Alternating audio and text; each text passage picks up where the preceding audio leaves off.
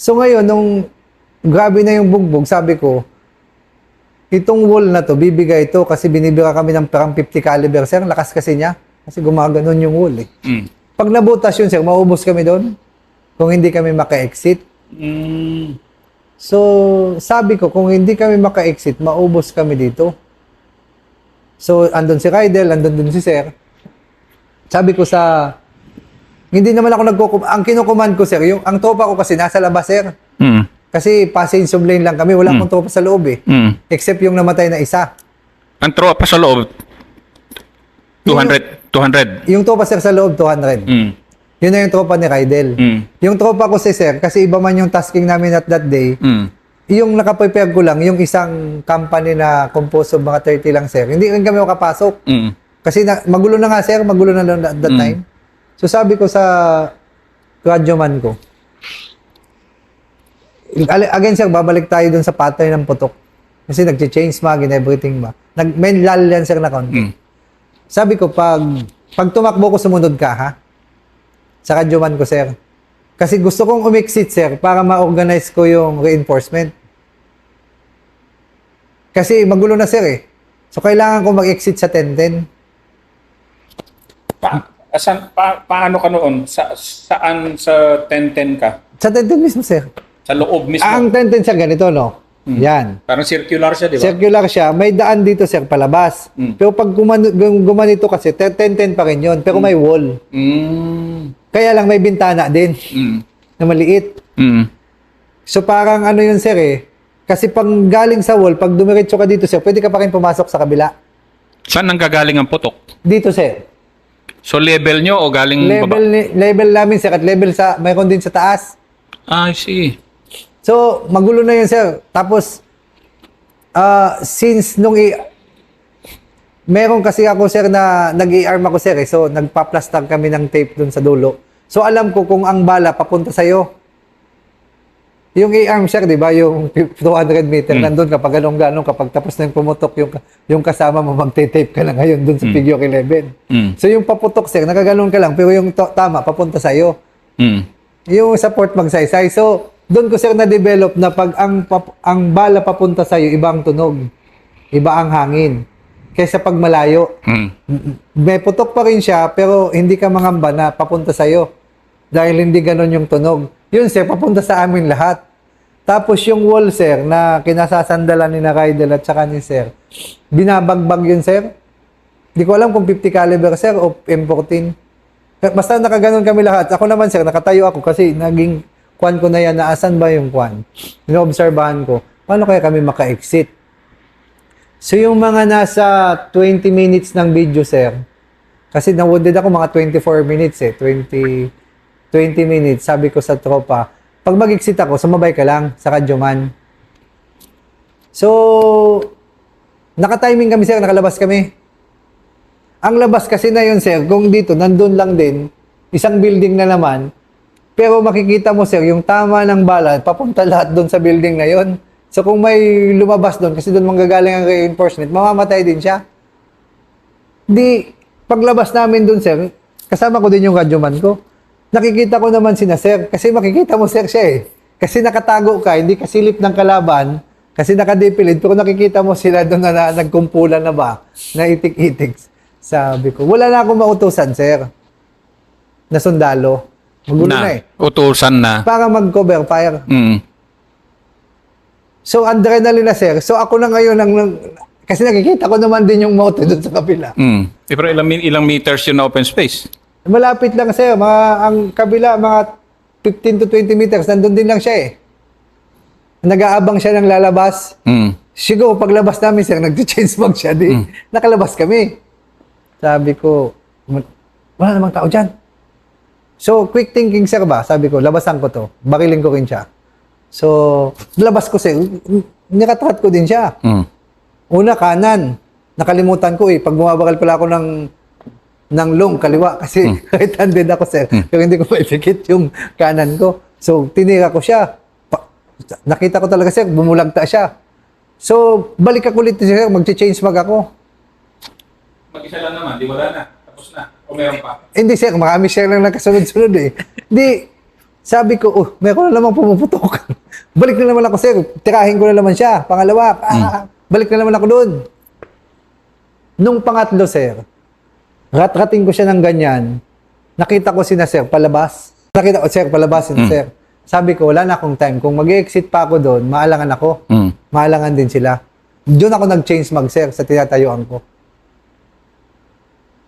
Teka ni, change mag, saksak ng baril, hindi ko pa naubos yung baril ko, sir, natumba ko. Hindi rin ako kasi kung natumba ko, sir, at may nalaglag ako sa kanan, lawa, yon kaliwa at kanan ko, lawa na kasi, sir.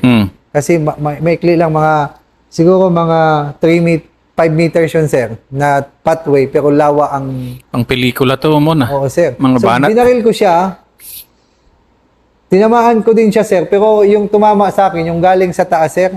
Kasi pag nire-review ko yung video, yung likod ko, sir, na wall, ang daming tama niya dito. Pero ang nahagip ako, yung sa paa lang. Kasi kung tinamaan ako, sir, nung sa harap, ang tatamaan nun, although nakabest ako, pero dito, sir, ang tama niya. Kaya lang lihis, eh. So dito, sir, umuusok siya. So, kasi yung video, sir, ang mahaba-habang video yun, sir, mga 30 minutes. So, nalaglag ako. Tapos, ang next na alam ko nun, sir, sabi ko sa tropa, hilain mo ko. Hindi, ba't yung tropa mo hindi ka sinuportahan sa harap pumutok nung... Wala lang, sir, nagsusuporta. Mag-isa na lang ako. Hindi ko rin alam, sir, kung ano. Bakit sabi ko, dalawa lang kasi kami, sir, ng radyoman ko.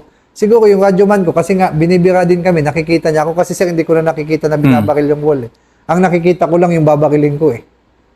Parang naging... Hindi ka niya in-assist? Hindi, sir. Kasi nandun din siya, sir. Hindi ko na rin siya pinaano. Kasi bigla ako nag-decision, sir, na mag-cover fire, eh. So sa pagko-cover fire mo, mag-isa ka. So parang man versus many men yun. Siguro, sir. Pero, Mag-isa ka versus, palitan, boom! yes, sir. Kaya lang, sir, confident ako kasi nakakatago ako.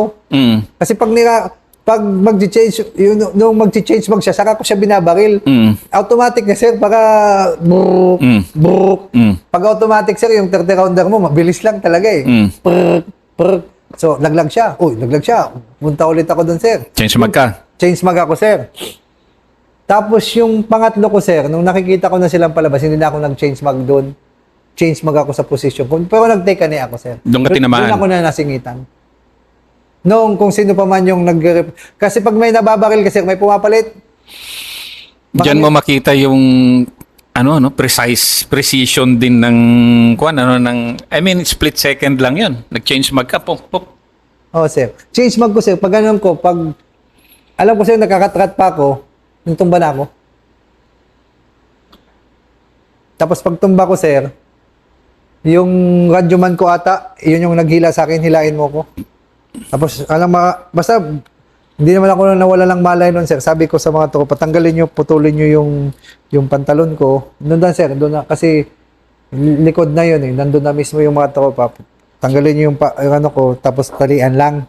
Kasi may tourniquet naman, sir, na nakalagay sa helmet. Asan ang tama mo? Dito, sir. Pumasok dito, lumabas dito. Hindi ko alam, sir, kung anong nakatama sa akin. Nakaniling ka eh. Nakaniling, sir. Pumasok dito, tapos tumagos, sir, doon sa likod niya, dito sa hita. Pumasok dito, sir, tumagos dito, lumabas dito. Pero andito pa rin yung ibang sharpnail, sir. Hindi ko alam kung anong tumama, sir, sa akin. Kasi kung M16 sana, hindi rin naman siya mag-is. Kasi marami pang lumalabas ngayon, sir, dito ng mga tingga-tingga, eh. Batalyong commander. Yun, sir, tinamaan ako. Nakipag-draw sa maraming kalaban, batalyong commander. Meron kasi, sir, na higher intent doon, yung nasa loob. Ano 'yun? Si sir, kailangan maka-extricate.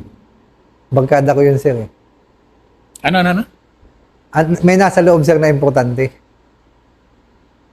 Na kailangan maka-exit din. At Kaya kailangan nilang depensahan. kaya kailangan ko, sir, na gawin yun. I see. Na kailangan mong dumepensa dahil merong Na lalabas. Hindi rin naman nila alam yun. Pero sa akin kasi, sir, nakalabas ako, eh. Dahil na-timingan ko na naglal sila. Pero kung hindi ka magbe-base of fire doon, matatamaan yung lalabas. nakalabas yung kailangan lumabas. Nakalabas, sir. Nawundid na rin ako. Kaya nga sir, hindi ako nag-change mag na doon sa pinagkukublihan ko dati dahil nakita ko lumalabas sila. So, kailangan, kasi kung babalik pa ako doon sir, late na. Kasi kung hindi ka naka-cover fire sa kanila, maaaring sila tamaan Yes, sir. paglabas Yes, nila. sir. Kaya Hindi sa akin, nila alam na may tumitiras sa ano doon o talagang kailangan din nilang lumabas. kailangan sir, sabihan ko, labas na. Nasa video yan sir, labas na. Eh, ayaw pa rin lumabas sir. So, lalabas ulit ako para mag-base of fire. Para yung focus ng kalaban sir, nasa akin. Intindi mo. Wala doon sa lumalabas. Batalyon Commander 63 IB, Marawi Warrior, Commandant of Cadets, nakikipag-draw may sa kalaban. Sa akin naman sir, hindi naman sa nagtapang-tapangan. May mga time na kailangan mong gawin for a higher purpose. Siguro sa mga binabalikan ko ba, siguro yung mga topang namatay sir natin na nag-hold the line, siguro ganun ang napil. Siguro ano? Siguro ganun ang napil nila na it's no longer their safety. Ang bigat naman ito. Oh, Ang bigat naman ito. kasi Kasi ang dami nun. oh sir, kasi sabi ko, wala lang kasi sa akin sir wala na sa akin yung tamaan. Hindi na yun pumasok Ang gusto ko lang, makalabas yung naipit. Kasi talagang ang main motivation mo na pala nun, since nakalabas ka na, makalabas yung naipit. Naipit. Kasi sa akin sir, ayaw ko kasi na nakalabas ako, kailangan makalabas din yung susunod. Kasi meron nga akong, body ko nga sila sir Hmm. So, I cannot stand siguro na nakalabas ako, delikado yun sir. So, wala na rin akong mautusan. So, hindi dahil siguro gusto kong, hindi ko na naisip yun sir. Ang gusto ko lang talaga mag-base of fire para makalabas sila. I mean, sa mga ganong split seconds of decision kasi na whether you risk your life or not, instinct kasi yun, di ba? Parang Yes, sir. hindi ka nagde-decide na parang, okay, yes or no. Hindi, parang boom. And alam mo na, it can kill you. Yes, sir. It can wound you, like katulad mo. Pero parang, yung training natin na boom, boom, boom. Babalik dyan, sir. Sabi ko nga, kung anong na-train sa'yo, ganun pa rin ang gagawin mo, sir, sa actual. Doon ko lang na-realize, nung nire-review ko yung video, sir, na bakit kaya ako nag-desisyon na ganun? Pero hindi ko rin alaman, sir, kasi instinct na Hmm. Parang, ito na yun. Hindi ka na tenyente nun. Lieutenant Colonel ka na nun. Senior lieutenant. Pero sa akin, sir, going back to what happened, pagka nire-review ko yung mga nangyari dun sa video, siguro sabi ko, that's the best thing to do that time. And anybody at that time, I will expect na ganun din ang gagawin nila. Sana. Hindi lahat. Hindi lahat Mont Flores eh. Hindi. Maybe, sir, but yun yung right decision that time, sir.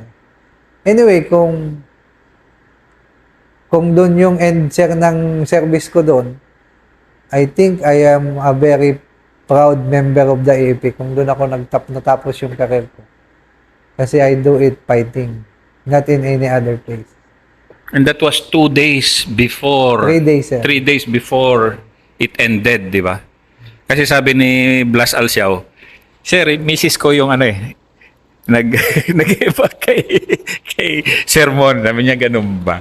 Doon din lang nalaman ni misis ko, sir, nasa Marawi ako kasi sinabi ni sermon.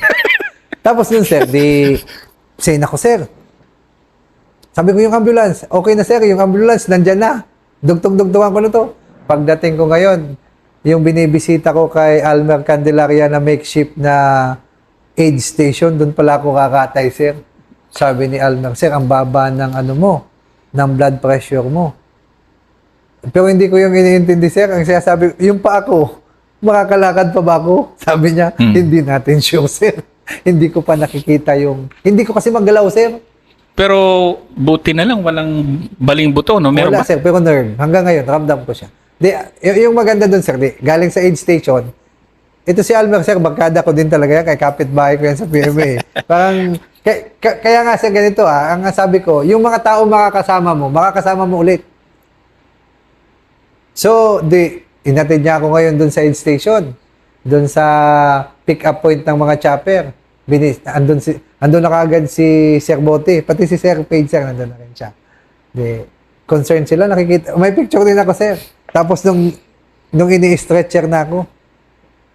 Tapos, alam mo, sir, yung piloto, estudyante din natin sa PMA.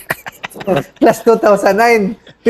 Picturean niya ako. Yung nakalabas dila ko pa na parang mamamatay yung ganyan, sir. May picture ako ganun, sir. Sabi ko, ikaw naman, kumuha ka ng picture, hindi pa maganda-ganda. Yan na talaga, sir, yung itsura mo eh. Yung parang tipong mamamatay ba. Ngayon, ang maalala ko lang nun, sir, yung hazy ako ba, ang maalala ko lang, sir, parang walang sakit, yung very, very peaceful. Bakit kaya? Hindi ko alam, sir. Tapos may hangin. Siguro yung chopper, sir. Pero feeling ko, sir, basta ganun ang feeling ko. Hindi ko alam kung bakit ganun, sir. Yung parang walang sakit, masaya ko. Tapos nakikita ko, sir, yung mga punong kahoy. Parang the war is over, parang ganun. Oo, tapos hindi, sir. Para sabi ko, ito na kaya yung mamamatay ka. Kasi putlang-putla ako, sir. Pero nung napunta ako ng Cagayan de Oro, nung binaba ako, sir, dun sa Port ID, sabi ko, ay, mabubuhay ako nito. Ang unang tanong ko, sir, sa doktor, mapuputol ba yung pa ako? Hindi. Sabi pa kanya, hindi masabi. So sabi ko sa tropa, kunin ko yung cellphone ko, tatawagan ko si Mrs. Kasi nung umaga, sir, nag-uusap pa lang kami. Every morning yan, sir, nag-uusap kami. Sabi ko kay Lynette, baba, ito pala, no, na-wounded pala ako. Yung ganun ko lang kakaswal, sir, na-wounded pala ako. Yung cellphone ko, pwede mong tawagan, ibibigay ko sa security ko. Para after matapos yung operation, malaman mo kung okay ako o hindi. Sabi niya, nagbibiro ka ba? Hindi, nandito na ako sa Cagayan de Oro. Kaya, sabi ng wife ko, kaya yan yun, sir, part yan siya. So, you know, sir, yung na-wounded ako na yun, kinausap ko din yung mga anak ko. Nung nasa below na ako. Na-wounded si Papa, real na pwedeng mamatay. So, kumbaga, sir, sa akin, palaging babalik ako sa pamilya. So, it happens for a reason. So, kaya kayo, ayusin yung mag-aral. Kasi kung matigok si Papa, paano na si Mama? O paano kayo? Kaya siguro nag-aral yung mga anak ko, sir, kaya medyo matalino. Mas matalino sa tatay nila. Hindi kasi, di ba, pareho tayong UP dropout eh. Chemical engineering ka, ako applied physics eh. Ay, mas matindi. Pero yung pero black ball din ako. Pero parang I mean 2-star, 3-star because you're a very good man. Di natin alam ko ilang star yan, pero meron pa. Pero kasi ang maganda sa iyo ngayon, our generation responded to this crisis of terrorism, NPA, counterinsurgency. Now, itong mga anak mo na sa US Coast Guard Academy are being primed Coast Guard. So, ibang threat, iba naman yung magiging ibang level naman of threat yung iano nila. So, paano yung ano nila? I mean, paano mo sila prepare for things ahead given yung solid track record mo of service? Hindi, kung sabihin natin sir, prepare, hindi. Pero, hindi ko sila prepare, sir, magtrabaho, magserbisyo. Kasi kung tanungin mo ko, ayaw ko na sanang sumunod. Kasi at this point in time, sir, with the support from the government and with our pay and allowances, kaya naman nating pag-aralin na sila ng different path. Ayan yung palagi kong sinasabi sa mga anak ko ba. Pero siguro yung preparation nila sa mindset, na our country needs us.